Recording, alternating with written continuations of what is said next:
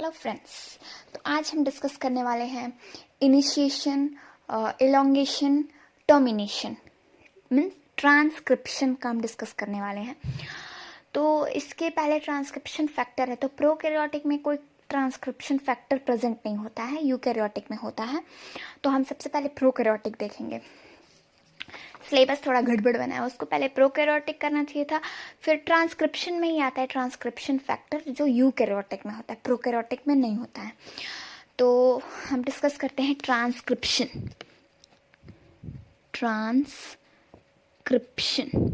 Transcription discuss करने से पहले जीन एक्सप्रेशन डिस्कस कर लेते हैं कि जीन एक्सप्रेशन होता क्या है।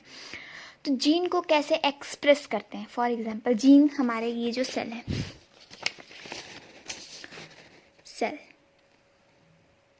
सेल बोले तो कोशिका है, इसमें न्यूक्लियस है, न्यूक्लियस में क्रोमोसोम है, क्रोमोसोम पे जीन प्रेजेंट है, लोकेट होता है एक पर्टिकुलर लोकस पे, उसको जीन बोलते हैं। तो जीन अपने आप को एक्सप्रेस करता है ट्रांसक्रिप्शन और ट्रांसलेशन के जरिए। ट्रांसक्रिप्शन से mRNA बनाता है और ट्रांसलेशन से प्रोटीन बनाता है। ट्रांसक्रिप्शन, ट्रांसलेशन, ठीक।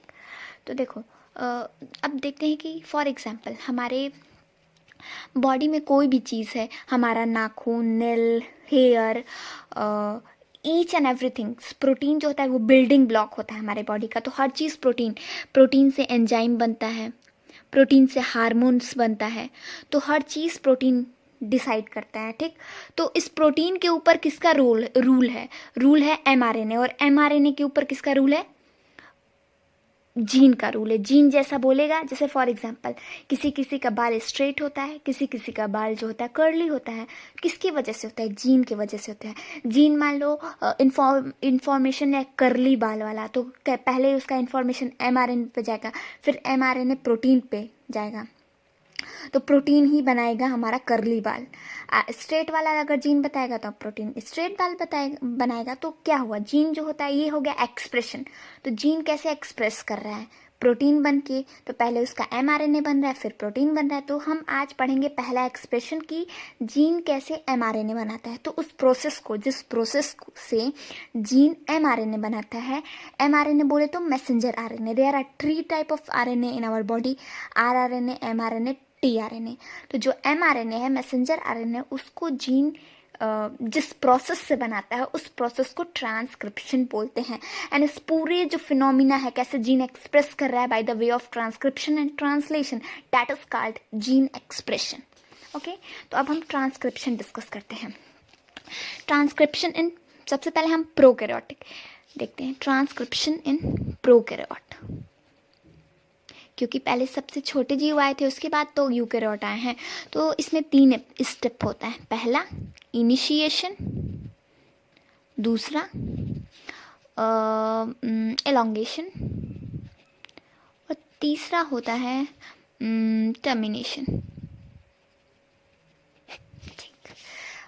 हम क्या करते हैं ना कि प्रोकैरियोटिक और यूकैरियोटिक दोनों देखेंगे ताकि हमें अच्छे से बेटर समझ में आए। Karyotic, okay. तो यहाँ पे पहले हम प्रोकैरियोटिक, जैसे हम कैरियोटिक, तभी तो हमें पता चलेगा कि कैसे है। अगर एक ही में समझ जाएंगे तो थोड़ा सा दिक्कत होगा। यूकैरियोटिक ऐसे अलग अलग डाल दिए, ठीक। Prokaryotic, eukaryotic. सबसे पहले हम इनिशिएशन कराएंगे प्रोकैरियोटिक में। इनिशिएशन, ये सब देखने से पहले एक कॉन्सेप्ट बता देते हैं। देखो, ये होता है DNA डबल स्टैंड होता है। जानते हैं कि 5 से 3 और ये 3 से 5 होता है ना। और जो RNA पॉलीमरेज, इसको बोलते हैं टेम्पलेट स्टैंड। ये जो 3 से 5 वाला है, इसको बोलेंगे टेम्पलेट स्टैंड बोलेंगे।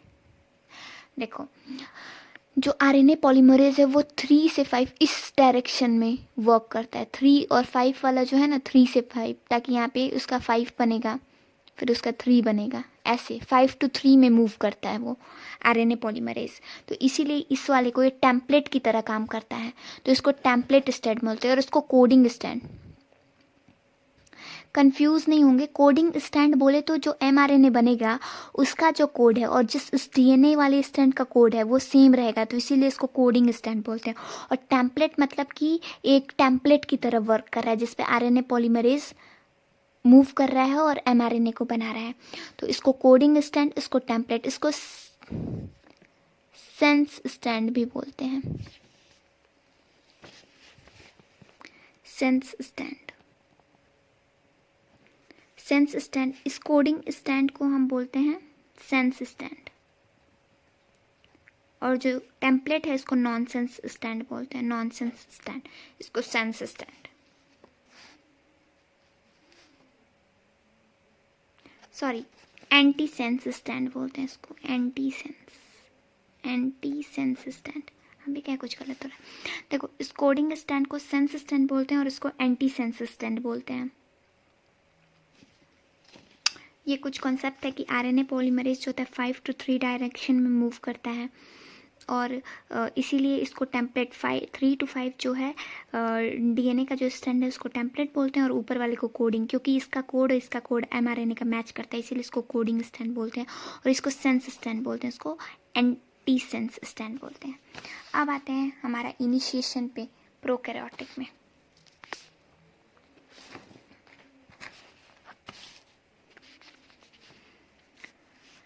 इनिशिएशन में देखो क्लोज्ड कॉम्प्लेक्स रहता है, हम ओपन कॉम्प्लेक्स का फॉर्मेशन करते हैं। इनिशिएशन में हम ओपन कॉम्प्लेक्स का फॉर्मेशन करते हैं। इनिशिएशन में यहाँ पे एक सिग्मा फैक्टर होता है, सिग्मा फैक्टर, और यूकैरियोटिक में कोई भी फैक्टर नहीं होता है, नो सिग्मा फैक्टर, कोई भी सिग्मा फैक्टर नहीं होता है, ठीक। और इसमें सिग्मा फैक्टर होता है, और इसमें आरएनए पॉलीमरेज हम देखे थे ना, अल्फा बीटा ऐसे था RNA polymerase, beta dash alpha dash, sorry 2 alpha था आरएनए पॉलीमरेज, से पहले वाले वीडियो में देखे थे। और यहाँ पे आरएनए पॉलीमरेज सेकंड वर्क करता है एमआरएनए को बनाने में। 3 टाइप के इसमें भी देखे थे RNA polymerase, first second third. First जो है राइबोसोमल आरएनए को बनाता था, सेकंड एमआरएनए को, और थर्ड जो था वो टीआरएनए, एसएनआरएनए, जितने भी आरएनए सब बना देता था, ठीक। और ये देखो इसमें सिग्मा फैक्टर डायरेक्शन देता है, डायरेक्शन ट्रांसक्रिप्ट। अब इसका हम देखते हैं जीन, इसका प्रोकैरियोटिक का,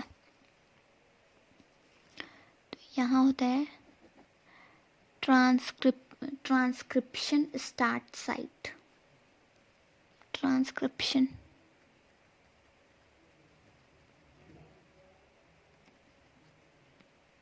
यहीं से ट्रांसक्रिप्शन स्टार्ट होगा, और इसके ऊपर वाले पोजीशन को अप स्ट्रीम बोलते हैं और इसके बाद वाले को डाउन स्ट्रीम बोलते हैं।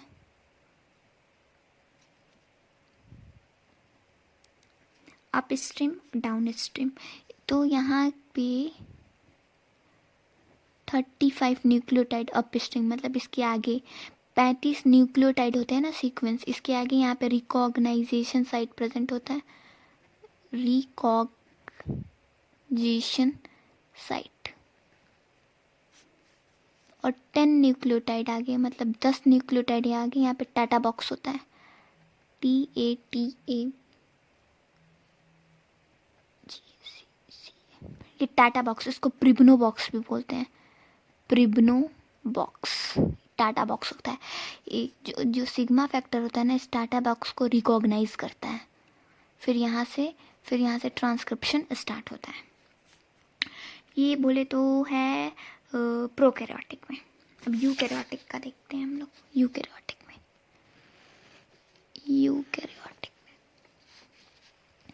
सेम वैसे ही ट्रांसक्रिप्शन स्टार्ट साइट, ये थोड़ा यूकैरियोटिक है, मतलब एडवांस है, तो थोड़ा इसमें थोड़ा अधिक रहेगा, अदरवाइज सेम वही सीक्वेंस है। फिर यहाँ पे 25 न्यूक्लियोटाइड, यहाँ पे 10 न्यूक्लियोटाइड पे टाटा बॉक्स था या प्रिब्नो बॉक्स, और यहाँ पे है 25 न्यूक्लियोटाइड अप स्ट्रीम, इसको अप स्ट्रीम बोलेंगे, इसको डाउन स्ट्रीम बोलेंगे। तो 25 न्यूक्लियोटाइड सीक्वेंस यहाँ पे टाटा बॉक्स, TATA टाटा बोलते हैं, टाटा बॉक्स, फिर GAC आगे लगा, फिर इसके यहाँ पे 70 न्यूक्लियोटाइड आगे कैट बॉक्स रहता है, कैट बॉक्स। फिर यहाँ पे GC सीक्वेंस रहता है, ये है प्रोकैरियोटिक सॉरी यूकैरियोटिक का जीन का सीक्वेंस कैसे होता है। फिर हम पहले पढ़े ना कि ये प्रोमोटर है, प्रोमोटर रीजन, फिर स्ट्रक्चरल जीन होता है, ट्रांसक्रिप्शन रीजन होता है, फिर उसके बाद होता है टर्मिनेशन रीजन होता है। तो ये तो आगे चलेगा।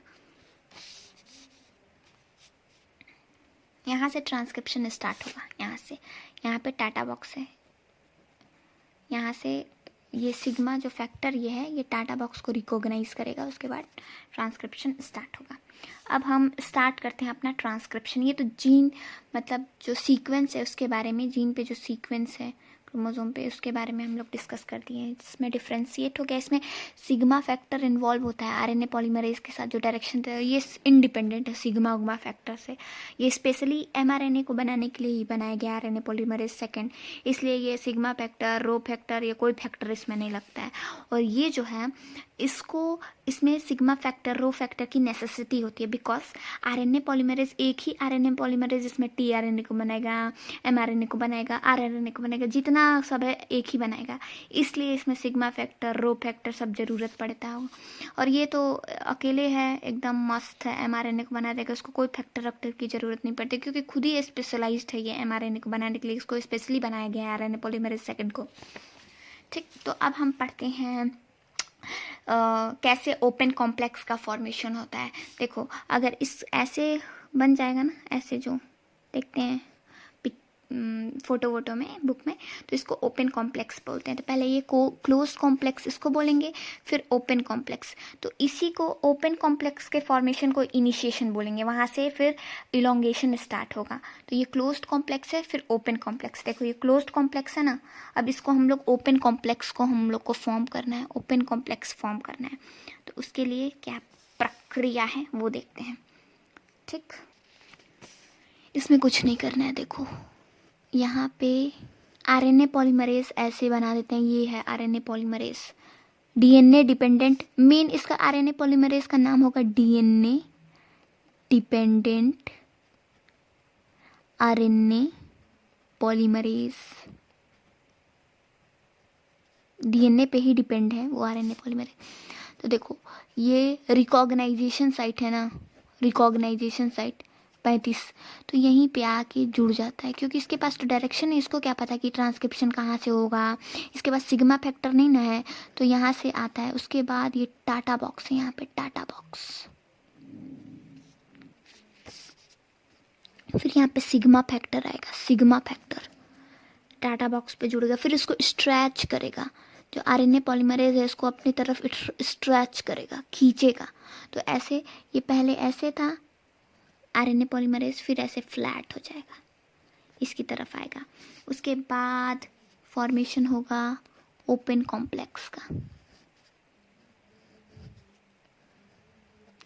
फिर ये 5 to 3 डायरेक्शन में ऐसे RNA पॉलीमरेज वर्क करेगा। ये 3 5 है, 3 प्राइम 5 से 3, तो इस पे ये जो है इस पे mRNA का फॉर्मेशन होगा। तो अभी इलोंगेशन नहीं हुआ है, अभी ये ओपन कॉम्प्लेक्स फॉर्मेशन हुआ है, जिसमें RNA polymerase DNA dependent plus sigma factor है, जिसको स्ट्रेच किया है। सिंपली इसमें ये हो गया, रो फैक्टर है अपना, रो फैक्टर टाटा बॉक्स पे जुड़ेगा, और जो RNA पॉलीमरेज है DNA डिपेंडेंट, उसके पास कोई डायरेक्शन है, उसको नहीं पता कहाँ मेरे को जुड़ना है, तो कहीं भी रिकॉग्नाइजेशन साइट के आसपास वहीं पे जाके जुड़ जाएगा। तो फिर सिग्मा जो है वो टाटा बॉक्स पे बाइंड करेगा, क्योंकि वो रिकॉग्नाइज कर लेगा टाटा सीक्वेंस को, फिर अपनी तरफ RNA पॉलीमरेज को स्ट्रेच करेगा। उसके बाद फिर ट्रांसक्रिप्शन स्टार्टिंग साइट से, फिर ओपन कॉम्प्लेक्स का फॉर्मेशन होगा, उसके बाद इलोंगेशन होगा।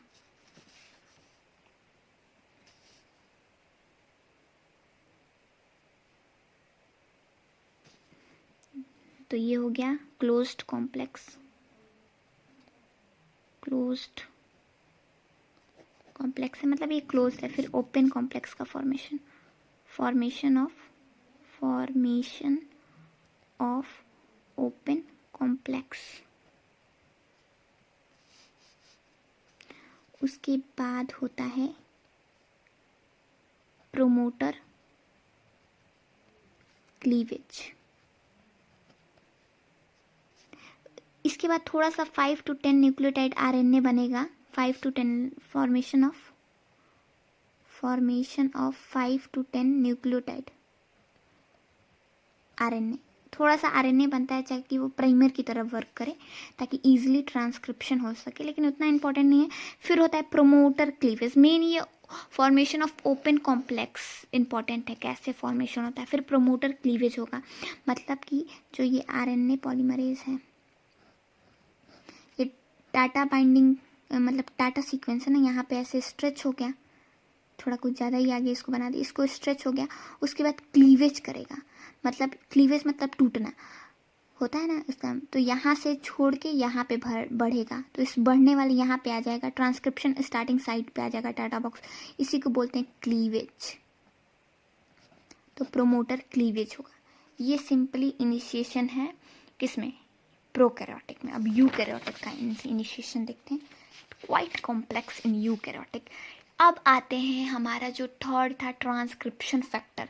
इसमें इन्वॉल्व होता है ट्रांसक्रिप्शन फैक्टर, जो कि अलग टॉपिक दे दिया था ट्रांसक्रिप्शन फैक्टर। तो यूकैरियोटिक में ट्रांसक्रिप्शन फैक्टर इन्वॉल्व होता है। प्रोकैरियोटिक में कोई फैक्टर वैक्टर नहीं, इसमें सिग्मा फैक्टर है बस, और बाद में आएगा टर्मिनेशन में रो फैक्टर। लेकिन इसमें बहुत सारे फैक्टर इन्वॉल्व होते हैं, उसको बोलते हैं ट्रांसक्रिप्शन फैक्टर, जो ट्रांसक्रिप्शन में हेल्प कराते हैं। तो देखो अभी क्लोज्ड कॉम्प्लेक्स है, ये क्लोज्ड है, इसको ओपन करना है हमें, ओपन कॉम्प्लेक्स फॉर्मेशन करना है। तो अब क्या होगा इसमें? तो ये सीक्वेंस है, यहाँ पे ट्रांसक्रिप्शन स्टार्टिंग साइट है, ये टाटा बॉक्स है, टाटा। तो टाटा बॉक्स एक प्रोटीन बाइंड करता है जिसको टाटा बॉक्स बाइंडिंग प्रोटीन बोलते हैं, TBH।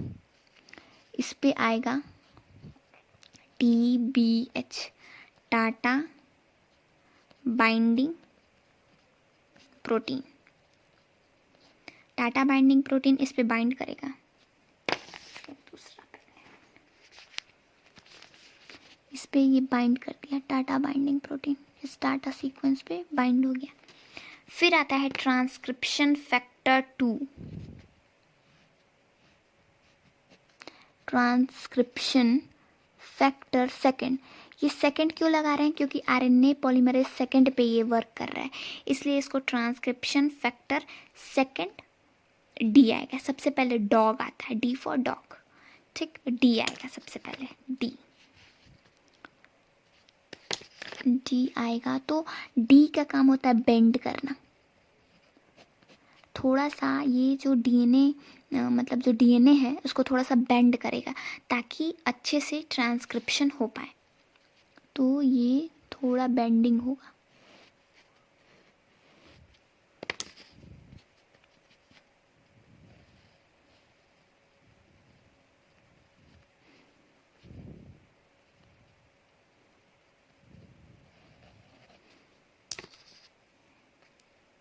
टाटा बॉक्स है, ये टाटा बाइंडिंग प्रोटीन लिख दे रहे हैं, टाटा बॉक्स अंदर है उसके, समझ जाएंगे क्योंकि यहाँ पे लिखा है ना TATA box, Tata TATA Tata, ठीक। तो ट्रांसक्रिप्शन फैक्टर डी आया। फिर इसको स्टेबलाइज करने के लिए transcription factor second B and transcription factor second A आता है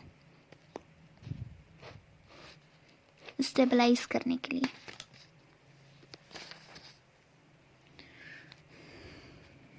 तो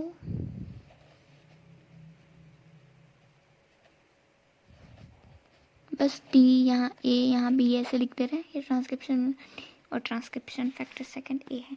उसके बाद आता है ई, ट्रांसक्रिप्शन फैक्टर ई, और ट्रांसक्रिप्शन फैक्टर सेकंड एफ आता है, एफ। और एफ जो है अपने साथ आरएनए पॉलीमरेज लेकर आता है, ऐसे आरएनए पॉलीमरेज। और इस ये जो ये बना है पोंछ जैसा, जैसे इसका, तो इसमें ना फॉस्फोराइलेशन होता है, इसमें कई सारे जो अमाइनो एसिड प्रेजेंट होते हैं, 6 होते हैं, 7 अमाइनो एसिड का सीक्वेंस प्रेजेंट रहता है और यहीं पे फॉस्फोराइलेशन होता है जिसके कारण ये आगे बढ़ता है, मतलब इसको एनर्जी मिलती है जिसके कारण आरएनए पॉलीमरेज आगे बढ़ता है। ये टर्मिनेशन में इलोंगेशन में देखेंगे तो ये जो फॉस्फोराइलेशन होता है ना, आगे देखेंगे इस फॉस्फोराइलेशन को फैक्टर एच जो होता है, हेलिकेज फैक्टर या H factor, transcription factor second H, ये इन्वॉल्व होता है फॉस्फोराइलेशन में। तो अभी फिलहाल बात करते हैं कि ट्रांसक्रिप्शन फैक्टर सेकंड एफ और आरएनए पॉलीमरेज जो सेकंड एफ है ये पहले ज्वाइंट होगा इसमें। ये हो गया टाटा बाइंडिंग प्रोटीन, फिर ये डी हो गया, ए हो गया, बी हो गया। अब एफ जो ट्रांसक्रिप्शन फैक्टर एफ है ये एफ आता है और फिर इसकी जस्ट पहले एफ आएगा, उसके बाद आरएनए पॉलीमरेज को अपने साथ ज्वाइंट कर लेता है। उसके बाद आता है ट्रांसक्रिप्शन फैक्टर ई जो एच ट्रांसक्रिप्शन फैक्टर एच को लेके आता है।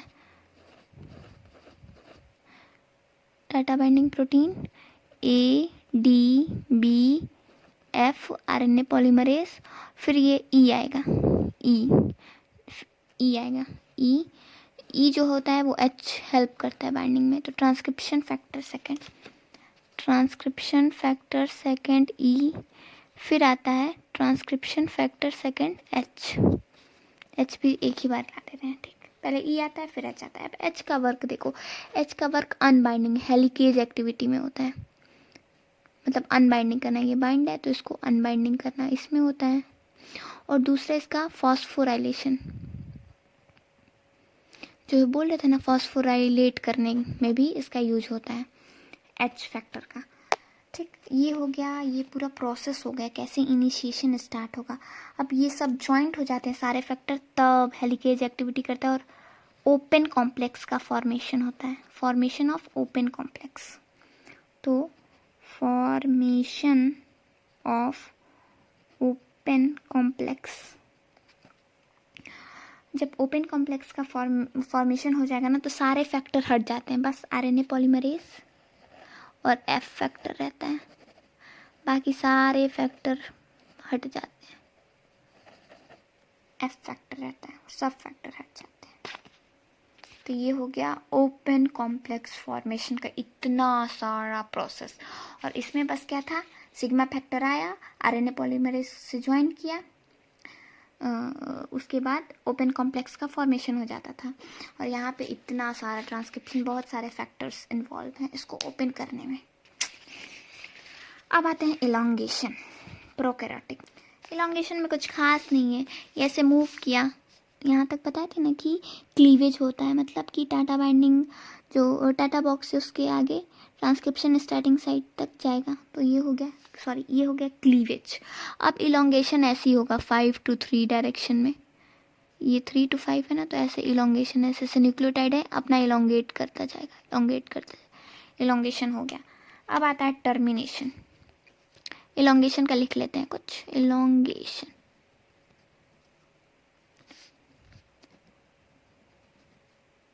polymerization 3 to 5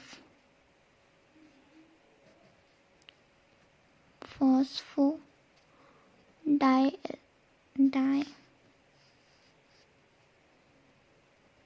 लिंकेज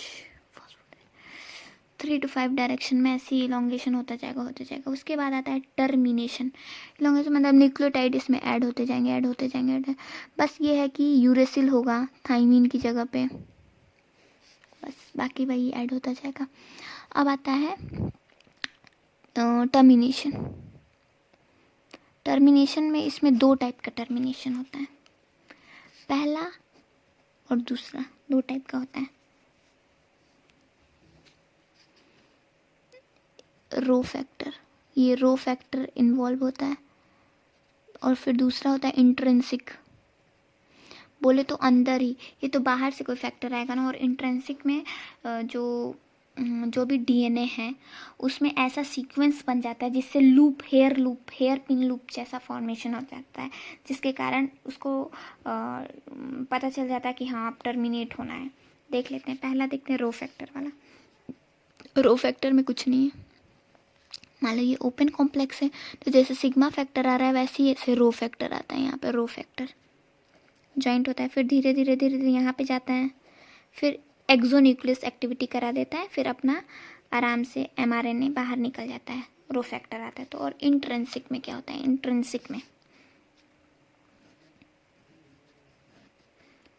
इंट्रिंसिक में इसमें ऐसा सीक्वेंस रहेगा ना, जैसे डीएनए में ये एमआरएनए है, यहाँ पे ऐसे जी सी जी सी जी सी जी जी सी जी सी जी सी, तो ऐसे बॉन्ड बन जाएगा, तो लूप का फॉर्मेशन हो जाता है। जीसी सीक्वेंस फॉर्म होते हैं जैसे loop, hairpin like loop, तो सिग्नल दे देता है कि हाँ अब इसको टर्मिनेट होना है। या पॉली यू सीक्वेंस हो जाएगा, पॉली यू लूप बन जाता है, तो ये होता है टर्मिनेशन हो गया। ये होता है सिंपल प्रोकैरियोट। अब यूकैरियोटिक में देखते हैं हम इलोंगेशन।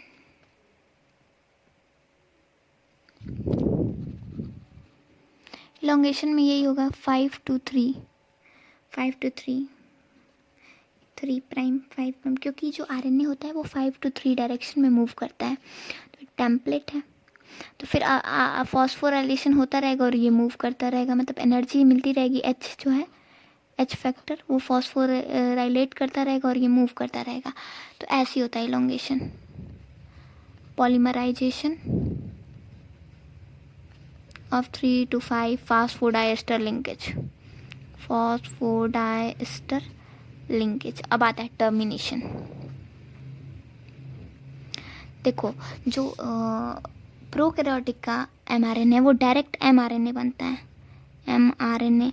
यहाँ पे इंट्रॉन सीक्वेंस नहीं होते हैं, लेकिन जो प्रोकैरियोटिक का होता है, यूकैरियोटिक का होता है, इसमें इंट्रॉन और एक्सॉन दोनों सीक्वेंस प्रेजेंट होते हैं। इसके लिए ये पहले HNRNA मतलब हेट्रोन्यूक्लिक आरएनए बनता है, जिसमें इंट्रॉन एक्सॉन दोनों प्रेजेंट होते हैं। फिर इसका स्प्लाइसिंग होता है। तो स्प्लाइसिंग आज के लेक्चर में नहीं देखते हैं, आज हमारा फोकस बस है प्रोकैरियोटिक और यूकैरियोटिक में कैसे बन रहा है। ठीक, तो टर्मिनेशन थोड़ा है, इसमें क्लीवेज फैक्टर इन्वॉल्व होते हैं टर्मिनेशन में। देखो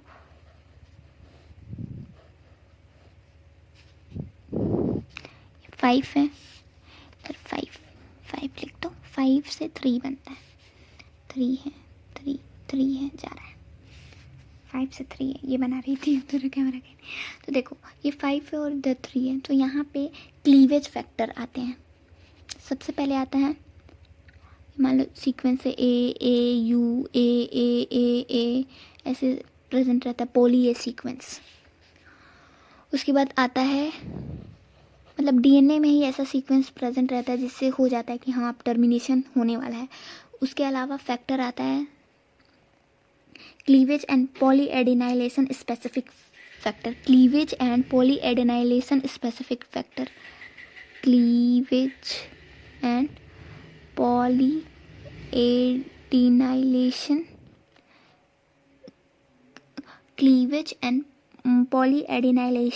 पॉलीएडेनाइलेशन स्पेसिफिक फैक्टर। और एक और फैक्टर इन्वॉल्व होता है, ये सबसे पहले आता है CPSF, उसके बाद आता है CSF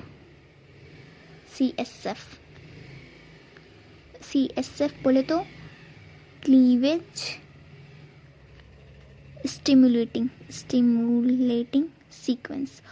और ये ऐसा सीक्वेंस स्टिमुलेटिंग सीक्वेंस, ये जो फैक्टर होते हैं ये आते हैं जिसके बाद टर्मिनेशन हो जाता है, HNRNA बन जाता है। उसके बाद ये स्प्लाइसिंग हो जाता है, फिर कैपिंग टेलिंग, इसी में कैपिंग टेलिंग होता है, फिर स्प्लाइसिंग। इतना नहीं जानते, बस टर्मिनेशन देख लेते हैं। टर्मिनेशन होता है, अगले स्प्लाइसिंग देखेंगे तो इसमें बताएंगे कैसे होता है स्प्लाइसिंग में। उसके बाद पहले ये देख लेते हैं कि CPSF मतलब cleavage and polyadenylation specific factor, फिर CSF क्लीवेज स्टिमुलेटिंग फैक्टर, इसको क्लीवेज फैक्टर बोलते हैं, क्लीवेज फैक्टर। अगर इतना नहीं भी याद करोगे तो ये हो जाएगा कि क्लीवेज फैक्टर होता है जिसके कारण टर्मिनेशन हो जाता है। तो ये हम देखे थे, डिफ्रेंशिएट देख लिए कि प्रोकैरियोटिक और यूकैरियोटिक में कैसे होता है। प्रोकैरियोटिक में सिंपल सिग्मा फैक्टर होता है और रो फैक्टर होता है। सिग्मा फैक्टर जो होता है वो रिकॉग्नाइजिंग साइट, अरे हाँ, जैसे टाटा बॉक्स को रिकॉग्नाइज करने में, जैसे ट्रांसक्रिप्शन जो स्टार्ट होता है उस पॉइंट को रिकॉग्नाइज करने में हेल्प होता है। और इसके वजह से जो RNA पॉलीमरेज होता है जिसके पास रिकॉग्नाइजेशन नहीं होता कि कहाँ वो जाएगा, तो कहीं पे भी रिकॉग्नाइजेशन साइट पे कहीं पे अटैच हो जाता है। फिर सिग्मा जो होता है वो टाटा बॉक्स पे ढूंढता है, उसको अटैच होता है, फिर ड्रैग करता है पॉलीमरेज को, फिर होता है ओपन कॉम्प्लेक्स का फॉर्मेशन होता है। फिर कुछ 5 to 10 न्यूक्लियोटाइड का RNA का फॉर्म करेंगे। उसके बाद प्रोमोटर क्लीवेज होता है, ये फॉर्म करता है टाटा बॉक्स से transcription factor. Transcription starting site, transcription starting जो साइट है यहाँ पे रहता है, क्या बोलते हैं, RNA पॉलीमरेज यहाँ तक ट्रैक कर लिया, फिर यहाँ से कुछ न्यूक्लियोटाइड बनते हैं, फिर यहाँ पे आता है ट्रांसक्रिप्शन स्टार्टिंग साइट, तो फिर ये क्लीवेज होता है। क्लीवेज बोले तो यहाँ से यहाँ कुछ मूवमेंट होगा, उसको क्लीवेज बोलते हैं। फिर ओपन कॉम्प्लेक्स का प्रोमोटर क्लीवेज, उसके बाद ओपन कॉम्प्लेक्स फॉर्म हो गया, फिर इलोंगेशन होगा, फिर टर्मिनेशन में रो फैक्टर या तो इंट्रेंसिक मतलब कि DNA पे ही ऐसा सीक्वेंस प्रेजेंट रहेगा जिससे हेयर लूप का GC सीक्वेंस या A sequence, poly U sequence present रहेगा। और ये है यूकैरियोटिक में। यूकैरियोटिक में बहुत सारे फैक्टर इन्वॉल्व होते हैं। ट्रांसक्रिप्शन फैक्टर, सबसे पहले ट्रांसक्रिप्शन बाइंडिंग प्रोटीन, फिर D आएगा, फिर B A आएंगे, फिर F आएगा जो अपने साथ RNA पॉलीमरेज लेकर आएगा, फिर E आएगा जो H को हेल्प करेगा बाइंड करने में। H के बाद हेलिकेज और फॉस्फोराइलेट दोनों प्रॉपर्टी होती है। हेलिकेज में अनबाइंडिंग करेगा, फॉस्फोराइलेट में एनर्जी देगा जिससे RNA पॉलीमरेज आगे बढ़ेगा। Thank you.